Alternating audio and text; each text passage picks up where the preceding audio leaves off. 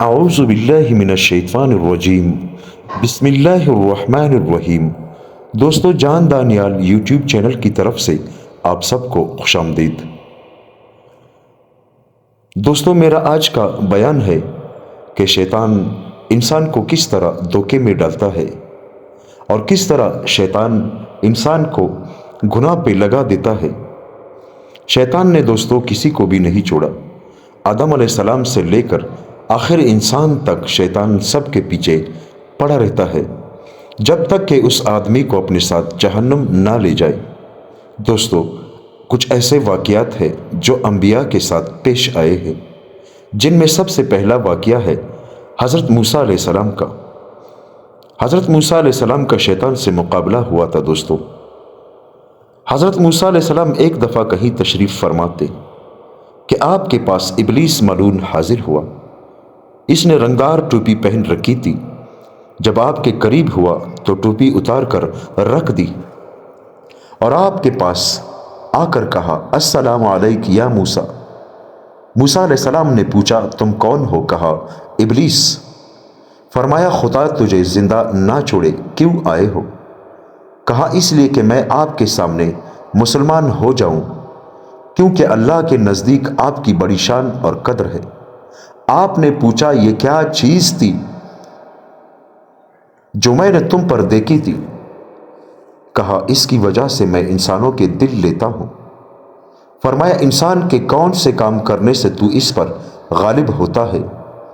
شیطان نے کہا، جب انسان خود پسندی میں مبتلا ہو اور اپنے عمل کو بہت سمجھنے لگے، تب میں انسان پر غالب آتا ہوں۔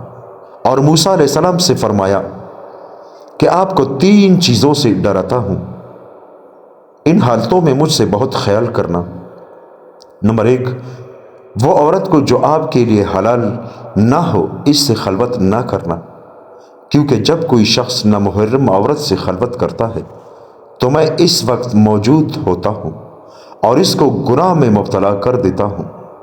نمبر 2، جب تو اللہ کے ساتھ کسی قسم کا معاہدہ کرے تو اس کو پورا کیا کر، کیونکہ کوئی شخص جو اللہ کے ساتھ کوئی معاہدہ کرتا ہے، میں اس کے پیچھے پڑ جاتا ہوں حتیٰ کہ اس کے ایذائے عہد سے پیر دیتا ہوں۔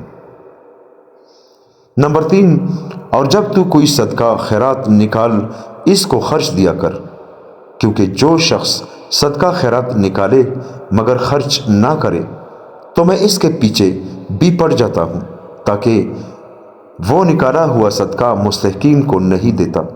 اس کے بعد شیطان نے 3 مرتبہ ہلاکت ہلاکت ہلاکت پکارتے ہوئے واپس چلا گیا، اور حضرت موسیٰ علیہ السلام نے جان لیا کہ انسانوں کو کون کون سے کاموں سے بچنا چاہیے جن سے شیطان ان کے گمراہ کرنے میں زیادہ موقع ملتا ہے۔ دوستو، ایک اور واقعہ حضرت موسیٰ علیہ السلام سے شیطان کی امید گناہ۔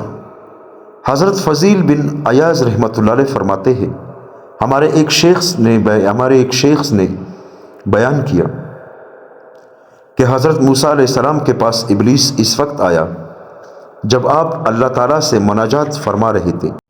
فرشتے نے اس کو کہا، تو تباہ ہو جائے۔ حضرت موسیٰ علیہ السلام سے کیا چاہتا ہے، وہ بھی اس حالت میں جب وہ اللہ تعالیٰ سے مناجات کر رہے ہیں۔ شیطان نے کہا، میں اس سے وہی امید باندھ کر آیا ہوں جس کی میں نے آدم علیہ السلام سے امید کی تھی جب وہ جنت میں تھے۔ دوستو، حضرت ذوالکفل علیہ السلام کے مقابلے میں ابلیس ملعون۔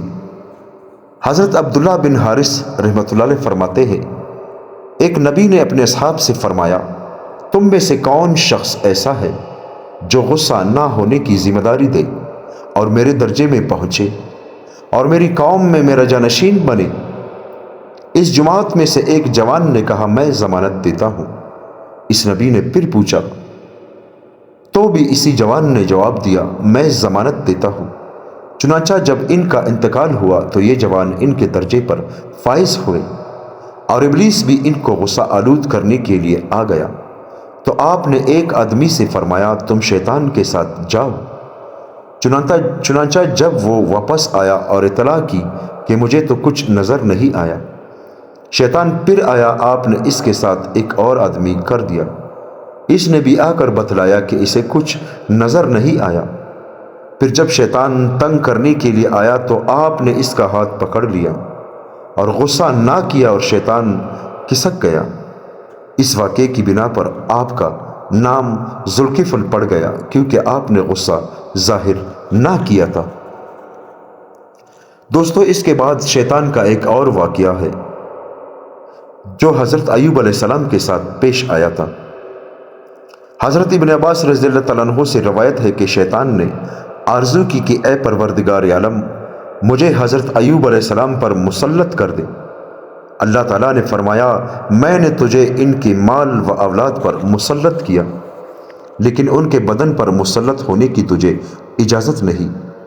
چنانچہ شیطان نے اپنے لشکر جمع کیے اور کہا، مجھے حضرت ایوب علیہ السلام پر مسلط کیا گیا ہے، تو مجھے اپنا تسلط دکھاؤ۔ تو یہ شیاطین پہلے تو آگ بن کر سامنے آئے، پھر مشرق سے مغرب اور مغرب سے مشرق تک پانی بن گئے۔ شیاطین نے ان میں سے ایک گروہ کو حضرت ایوب علیہ السلام کی کھیتی کی طرف روانہ کیا، ایک کو ان کے اونٹوں کی طرف، ایک کو ان کے گایوں کی طرف، ایک کو ان کی بکریوں کی طرف، اور ایک حضرت ایوب علیہ السلام تم سے محفوظ نہیں رہ سکتا مگر صبر کے ساتھ۔ چنانچہ انہوں نے حضرت ایوب علیہ السلام پر مصیبت ٹھہرائی، اور کھیتی والا آپ کے پاس آیا اور کہا، دیکھا نہیں اللہ تعالیٰ نے آپ کی زراعت پر آگ اتاری جس نے اس کو راکھ کر دیا۔ پھر آپ کے پاس اونٹوں والا آیا اور کہا، اے ایوب، آپ نے نہیں دیکھا اللہ تعالیٰ نے آپ کے اونٹوں پر مصیبت ڈال دی اور وہ مر گئے۔ پھر بکریوں والا آیا اور کہا، اے ایوب، آپ نے نہیں دیکھا اللہ تعالیٰ نے آپ کی بکریوں پر دشمن بیچ دیا جس نے ان کو تباہ کر دیا، اور اب آپ اور آپ کی اولاد اکیلے رہ گئے۔ پھر شیطان نے آپ کی اولاد کو سب سے بڑے مکان میں جمع کیا۔ جب وہ کھانے میں مشغول تھے تو ایسی ہوا چلائی کہ گھر کے ستون اکھڑ گئے اور مکان کو ان کے اوپر گرا دیا۔ پھر شیطان نے حضرت ایوب علیہ السلام کے پاس لڑکے کی شکل میں آیا، اس نے کانوں میں بالیاں رکھی تھی۔ اس نے کہا، اے ایوب، تم نے اپنے پروردگار کو دیکھا؟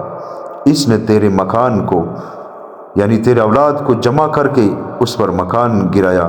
جب وہ کھانے پینے میں مشغول ہوئے تو ایسی ہوا چلائی جس سے ان کے ستون تک اکھیڑ دیے اور اس کو ان پر گرا دیا۔ اگر تو ان کو کھانے پینے اور ان میں غلطہ دیکھتا تو کیا حالت ہوتی؟ حضرت ایوب علیہ السلام نے پوچھا، تم اس وقت کہاں تھے؟ اس وقت ان کے ساتھ تھا۔ پوچھا، پھر تم کیسے بچ گئے؟ کہا، میں بچ گیا۔ حضرت ایوب علیہ السلام نے فرمایا، پھر تو شیطان ہے۔ فرمایا، میں اب اس حالت میں ہوں جب میری والدہ نے مجھے جنا تھا۔ پھر آپ کھڑے ہوئے، سر منڈا دیا اور کھڑے ہو کر نماز شروع کر دی تو شیطان اپنی ناکامی اور حضرت ایوب علیہ السلام کی صبر پر اتنا رویا کہ اس کو آسمان اور زمین والوں نے سنا تھا۔ پھر شیطان آسمان کی طرف چڑھا، کیونکہ اس زمانے میں شیطان کو آسمان پر جانے کی اجازت تھی، اور کہا، اے رب، وہ تو مجھ سے بچ نکلا، آپ مجھے خود اسی کے بدن پر مسلط کرنے دیں، کیونکہ میں اس پر آپ کی اجازت کے بغیر غالب نہیں آ سکتا۔ اللہ تعالیٰ نے فرمایا، جا، میں نے ان کے جسم پر بھی حملہ کرنے کی اجازت دے دی۔ تو شیطان پھر اترا اور آپ کے قدموں کے نیچے سے پونک ماری تو آپ پیروں سے لے کر سر تک کانپ گئے اور سارا بدن پھوڑا بن گیا اور آپ راکھ پر گر گئے، حتیٰ کہ ان کا پیٹ ظاہر ہو گیا۔ آپ کی بیوی آپ کی خدمت کرتی تھی۔ ایک دفعہ انہوں نے عرض کیا، اے ایوب، اللہ کی قسم، مجھے خدمت اور فاقہ سے بڑی دقت ہو رہی ہے۔ میں نے اپنا سب قیمتی سامان یعنی جتنا قیمتی سامان تھا میرے پاس روٹی کے بدلے میں بیچ کر تمہیں کھلا دیا۔ دعا کرو اللہ تعالیٰ آپ کو شفائے کاملہ عطا فرمائے۔ آپ نے فرمایا، تو تباہ ہو جائے، ہم 70 سال تک نعمتوں میں رہیں، اب صبر کرو تاکہ ہم دکھ میں بھی 70 سال گزار لیں۔ چنانچہ آپ نے اس دکھ اور مصیبت کے امتحان میں بھی 70 سال کاٹ دیے۔ دوستو اللہ تعالی ہم سب کو ان باتوں پر عمل کرنے کی توفیق عطا فرمائے۔ شیطان کے کچھ واقعات جو انبیاء کے ساتھ پیش آئی ہے وہ میں نے آپ کے ساتھ بیان کیے۔ دوستو ابھی اگر سے شیطان یعنی ہمارے اوپر کچھ مشکلات آ جائے تو ہم اللہ تعالیٰ کی نافرمانیاں شروع کرنے لگ جاتے ہیں، حالانکہ وہ بہت سخت گناہ ہے۔ اللہ تعالیٰ کے امتحانات اس دنیا میں مسلمانوں پر آتے ہیں۔ دوستو جب بھی کبھی اللہ کی طرف سے کوئی امتحان آ جائے تو اس میں صبر کر لینا چاہیے اور اپنی عبادت کو اور زیادہ کرنا چاہیے، نوافل پڑھنا چاہیے، استغفر اللہ رب من کل ذنب واتوب الیہ، استغفار کا اہتمام کرنا چاہیے، اور نبی کریم صلی اللہ علیہ وآلہ وسلم پر درود کثرت سے پڑھنا چاہیے۔ اللہ تعالیٰ ہماری عبادتوں کے محتاج نہیں ہے، لیکن اللہ تعالیٰ ہمیں آزماتا ہے۔ اگر ہم اس آزمائش میں خدا نخواستہ ناکام ہوئے تو اللہ ہم سے ناراض ہوتا ہے، اور اگر ہم اس آزمائش میں کامیاب ہوئے تو اللہ تعالیٰ ہمیں دونوں جہانوں کی کامیابیاں دیتا ہے۔ دوستو اللہ سے تعلق بڑھائیں، کیونکہ زندگی کا کوئی بھروسہ نہیں کہ ہماری آج کی رات گھر میں ہوگی یا قبر میں ہوگی۔ دوستو آپ تک یہ بیان پہنچانا میرا فرض تھا، اور اب آپ کو یعنی آپ نے اس بیان کو، ان باتوں کو اپنے دوستوں کے ساتھ شیئر کرنا ہے۔ صدقہ جاریہ ہے دوستو، دین کا کام ہے۔ ہم قبروں میں ہوں گے، ہماری یہ باتیں دنیا میں چلیں گی، لوگ ان کو سنیں گے، کیا پتہ ان باتوں سے کوئی ایک غیر مسلم مسلمان ہو جائے، کوئی مسلمان سچا مسلمان بن جائے، اور وہ اللہ تعالیٰ کی نافرمانیاں چھوڑ کر اللہ کا فرمان بردار بن جائے، تو دوستو اس میں بھی ہمارا پورا کا پورا حصہ ہے اور ہماری بخشش کا ذریعہ بن جائے۔ دوستو اس لیے آپ سے گزارش ہے کہ میرے ان ویڈیوز کو آگے شیئر کیا کریں۔ یہ دین کا کام ہے، تبلیغ کا کام ہے میرے بھائیوں اور دوستو۔ اللہ تعالی ہم سب کو عمل کرنے کی توفیق عطا فرمائے۔ آمین ثم آمین۔